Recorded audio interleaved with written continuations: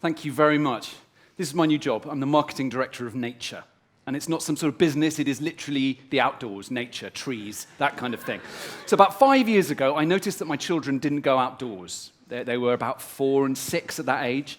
And I was worried about it, because as a dad, you think, that's not very good for them. They ought to be outdoors, being active and lively. And I also noticed that children are increasingly locked indoors and on screens. So I had a lot of reasons to sort of start this job. Partly I wanted my kids to be more healthy and active and happy, but I also wanted them to be outdoors because that would reconnect them, I hoped, with their environment, their local and natural environment.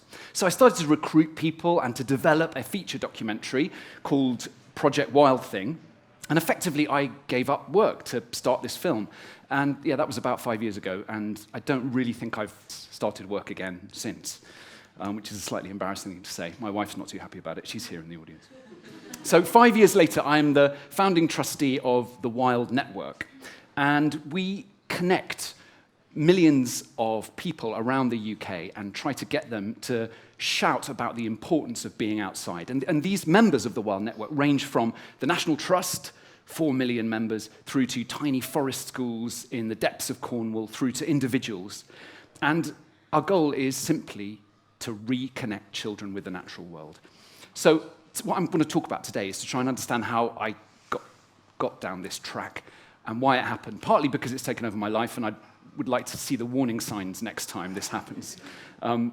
So we launched Project Wild Thing in 2013, but from very early on we had these great partners, and I mentioned the National Trust, but the RSPB and these other people on here all really wanted to help us and to support us. So we had, I guess, as a first ingredient, great partners. And then we had the film, and the film worked out really, really well. And I'd like to just show you, if it's all right, the trailer for the film now, if that's possible. I'm David Bond. As a child, I was happiest playing outdoors. When I got back from school, I'd throw down my books and go straight out to play. My children don't do that. Technology is turning us into glassy-eyed zombies. My children's generation is going to be the first in history to have a lower life expectancy than their parents. How much do you love the telly? 100 billion. It's so relaxing. Modern marketing is a mighty persuader. Go compare, go compare. I want to use it to sell the ultimate free WonderProduct, the outdoors. Take your children outdoors. But will anyone buy it? So what do you think of when you think of nature? Dangerous outside. There's a poo there.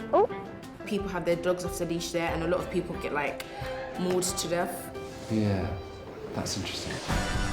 We sell every product under the sun. Now our job is to sell the sun itself. You're guaranteed to love nature or your money back. There is no money, so surely I can say that.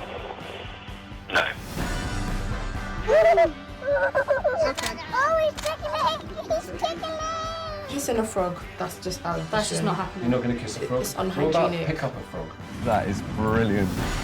It's not the kids that don't want to put their hands in the mud or jump in the pond. It's the adults that have said no. What would happen if they caught you playing ball games? I think we'll just get an Asbo. You get an Asbo.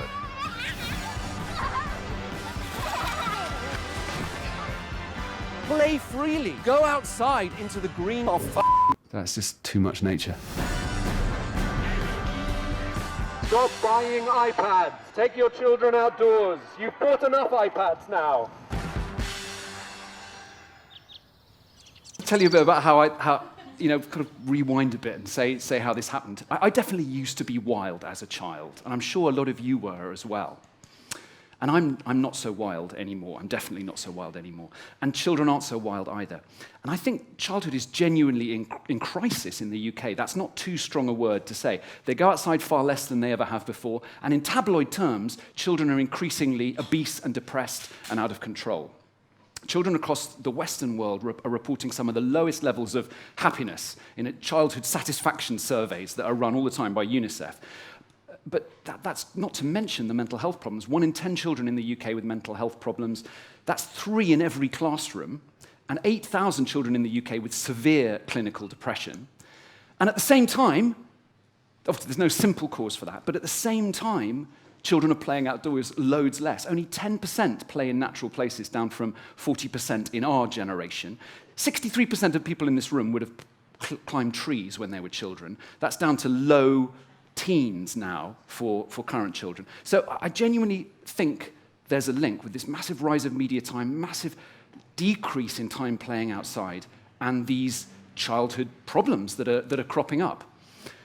And you've got to remember that childhood is a limited resource. I mean, Ivy, my daughter's only got 3,000 days of it left. And she catches me actually sort of watching her childhood. We attached a camera to her head during the making of the film. Every now and then, in a slightly resigned way, she says, "Daddy, are you studying my childhood again?" And I sort of have to say, yes, that's what I'm doing. So let's look at her for a minute. She's got 3,000 days of her childhood left. How's she going to spend it, on average? Well, here you go. She's going to spend about a third at school, 15% watching the telly, about the same playing indoors, 10% eating, 5% in the car, 4% in the bathroom, 3% playing outdoors, the lowest of all of the things that we measured there, 3%. And that's the problem right there. The thing that she does least of is the thing that is best for her. I mean, I know it's best for her as a father because I can tell. When she goes outside, her face lights up. She looks like a wild creature. She looks full of energy and joy. I don't need the brain scientists and the play gurus and the neuroscientists, all of whom agree with that, to tell me that that's the case. But they do agree with that. And science shows that this kind of undirected play that you get outdoors is brilliant for your development, your physical and your emotional development. And undirected play is where there's no external force that impinges on the child, no kind of brand or broadcaster that tells them what to think. So a stick can become a sword and a horse and a friend.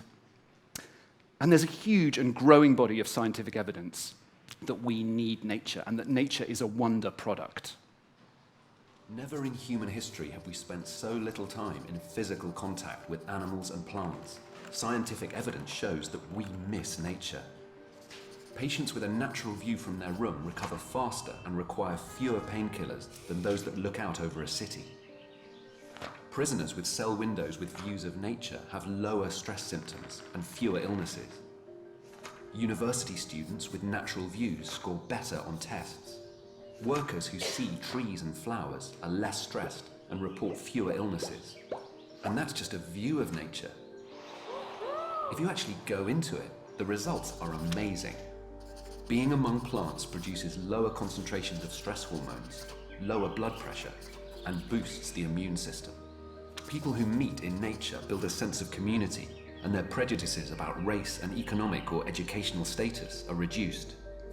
Time in green settings reduces children's ADHD symptoms. The more nature we get during childhood, the more we want as adults, and the less we get, the less we want. Time spent outdoors gives us a sense of oneness with nature and with the universe, and being in nature can lead to transcendental experiences. Wow. So nature's what children need, and it's also what they say they want. And yet, they're not getting it. We don't give it to them. And why don't we give it to them? Well, there are masses of barriers that have grown up between children and the natural world. And when we started listing them out, we discovered about 15 major ones. And they range from traffic, stranger danger, fear of paedophiles, health and safety, lack of green space, lack of provision of outdoor education in schools, the rise of commercialization, the rise of screen time, parents who are so much more busy than they used to be. I won't go on. We simplified them into 4 main categories: fear, time, space, and technology. But even this seemed really overwhelming for the movement that was growing up around the film. We thought we can't deal with all of these things. And then we remembered that the great thing about a movement is that you don't have to do it yourself. Lots of people were beginning to agree and make a noise about this stuff. And very excitingly, we realized that just by going outside, you begin to make it easier to go outside. And that sounds bizarre, but if a local authority sees that lots of people in the area are going outside, they have to make more provision of green space. If parents want their children and demand more green time for their children at school, schools have to provide that kind of time. So there's a kind of, the silver bullet is to go outside more. And that's how I got this job. And it's a stupid job to give yourself, egoistical and weird. And you might be thinking, what qualifies me for it, and so am I. I've no idea. And you might maybe be thinking that someone else is doing it. Shouldn't Greenpeace be doing this, or David Attenborough, or National Geographic? But whoever thinks they're doing it needs to have a look at nature's sales figures, because they have fallen off a cliff. The sale of the outdoors, i.e. time spent outdoors by children, has reduced hugely. And that's because other products are stealing our customers. Which other products? Disney, Nintendo, Apple, Cartoon Network, Facebook. They're taking outdoor time and converting it into screen time. And by the way, I'm not anti-technology in any way. I really believe, and lots of people in the Wild Network believe, that the solution to this has to be a high-tech, high-nature solution. So what we decided we needed to do was to grow the category of wild time and get children outdoors and get them muddy. So how? How would we do that? Well, in simple terms, we thought we should brand nature to make it shiny and illicit and fun and cool, like telly and crisps, but with added vitamin D so that the parents felt good about it, like yogurt. And second, we needed to communicate that brand to parents and to children, and communicate the fact that uniquely in the world, nature is fun and free and good for you. And there isn't very much you can say that about, that I can think of, that I can mention politely in a TED talk. A TEDx talk, I should say. So the film Project Wild Thing has been a great way to start getting this message across, and a great way to start the debate. And in the film, as you saw, we co-opted poor Ivy to lick frogs, and we made this kind of punk-looking poster in a way, which went up all around the UK. We borrowed loads of media time, and we began to get the message out there. The frog was a stunt frog, by the way. He wasn't in any way harmed in the making of that. And we got loads of press as a result of putting all that stuff out there, which was brilliant, because Disney's marketing budget is $2 billion, and if you're up against that, you've got to cheat, basically. So we got loads of PR, and we got the word out, because good stories and fun stories have a good impact. And then we noticed that there are loads of brands out there who are co-opting natural symbols to sell unnatural products, and that struck us as a potentially quite a fun thing that we could exploit. So we started putting nature copyright infringement signs up on people who were using natural brands in an unnatural way. And that got us into trouble, a bit of trouble, although, funnily enough, no brands really wanted to pick a fight with us, because secretly they kind of knew we were right. We also started doing playful things like reclaiming words like Amazon. I mean, Amazon is a river. It's not where you go shopping. And that's an apple. You should eat those things. That's RIP. That's nature's intellectual property being stolen by a massive brand to sell you these lovely computers. The other thing I noticed was walking down the street, seeing estate agent signs. And I'm out for the first, the only time in London, and all you see tons of estate agent signs, and it really kind of ruined with my karma. I was kind of thinking, can I afford my mortgage? I need a bigger house. So we started covering estate agent signs with signs advertising nature for free, and that was fun as well. And poor Mason, who you saw in the trailer, couldn't play ball games because there was no ball game signs everywhere. So we designed these no balls, and we gave lots of no balls out to children. So obviously you can play ball games under a no ball game sign if you've got a no ball. We also put up hundreds of these lost posters. Rather than, I've lost my cat or whatever, it's I've lost my connection to nature, and people were ripping those off. And they were really effective at getting the message out. So the Wild Network's really, really grown on the back of this sort of quite playful approach that we've taken to getting the word out there. And the Wild Network website now has a big section where school teachers can go and you can get ideas for how to do wild things in schools. So educators are getting involved. We've got the Out and About pack, which is going into maternity units all around the UK. And if you're a new parent, you're told, I must inoculate my child and I should breastfeed my child. And we're saying also, you should take your child outdoors really early on, because it's great for them, and it's a habit that you can get into really, really, really, really early. We've got an app called the Wild Time app. You dial in how long you've got between 5 minutes and a day, and it serves you up ideas of things you could do when you're outside. And we're developing this at the moment. Our ambition for this is for it to become the TripAdvisor for nature, so that you can review wild things to do. And our current campaign is Bonkers for Conkers. I don't know if you know, but lots of playing of conkers has been banned. I mean, I played conkers all the time as a child, got black eyes from them, you know, knocked one of my sister's teeth out. It was hideous, but brilliant fun. And children aren't really allowed to play conkers anymore, and that's a real shame. So we've got the Bonkers for Conkers campaign aimed at children, and then we've got a slightly more adult campaign as well, which we're running to try and get conkers back out there. We've also got graffiti, which is where you can paint yogurt mixed with seeds on walls, and after a while, moss starts growing, and you can make arrows and signs to indicate where wild spaces are. So we've got quite a lot of that going on too.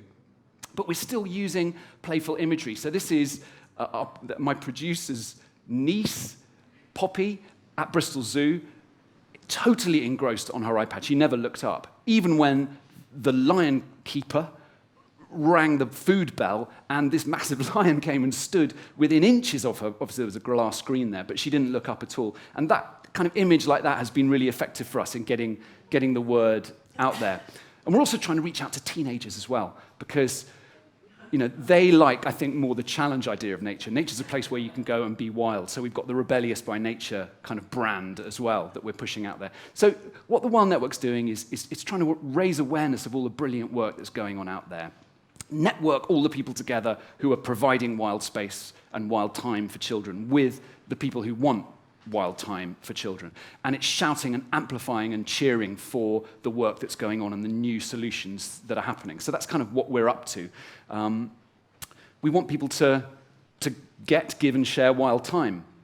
And we've grown from one member when we started to 20,000 now, and the reach of our members is over 10 million in the UK and abroad. In fact, we've got more and more things growing up around the world. I don't think this is an urban versus rural thing. Some of the best connected children we met were in urban environments. In fact, there's a study that says that urban children are marginally better connected to the natural world than their rural counterparts. I don't think this is a rich versus poor thing. Lots of really comfortably off children from comfortable homes were the ones left to sit in front of PlayStations for hours and hours and hours.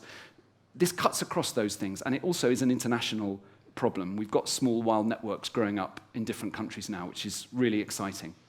But as we grow, the thing that we really want to remember is to stay playful and provocative. And to that end, we've recently worked with a magician friend of ours, and we've designed the Nature app just to do a bit of provoking. And I'd just like to show you something about the Nature app that we designed. Got a brand new app for the iPhone. What kind of phone do you have? iPhone, which one? Can I have a look? What serial number have you got? No, it's completely free. So the idea of the app, it gets you more in tune with nature. So the idea is to... but it's okay, don't worry about it. I mean, the idea is simply just to... Do you have insurance? No. You don't? Why would you do that? Well, you spend a bit more time outside now, won't you?